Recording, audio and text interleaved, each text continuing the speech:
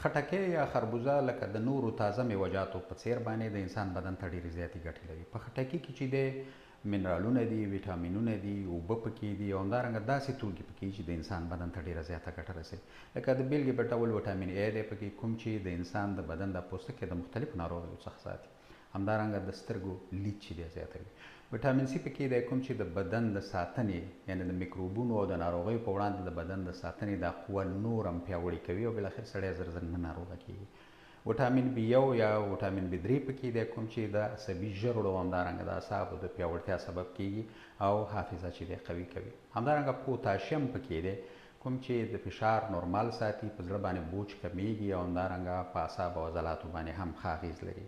کلسیم پکې دی، کوم چې د هډوکو، غاښونو او همدارنګه د بدن د غوښو په پیاوړتیا کې چې دی ونډه لري. مګنیزیم پکې دی، کوم چې د هډوکو همدارنګه د عضلاتو یعنې د بدن د غوښو او د اعصابو په پیاوړتیا کې ونډه لري. فاسفورس چې کوم دی دا هم چې دی د هډوکو، غاښونو او همدارنګه په بدن کې د انرژۍ په جوړښت کې چې دی ونډه لري. همدارنګه د بدن حجرات د مختلفو زهري موادو څخه چې دی ساتي. اوسپنه پکې ده، کوم چې د وینې په جوړېدو کې ونډه لري.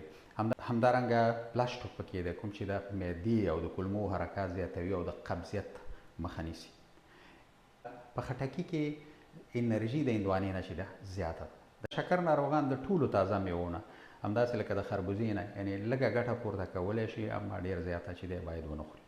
هېواد کې د خټکو وخت دی، خټکي واخلئ، د خپل وطن میوه خټکي یا هندوانه واخلئ او یو خوا نه چې دی خپل هېوادوالو ته به ګټه ورسوي او د بل خوا نه چې دی خپل روغتیا ته به ګټه ورسوي.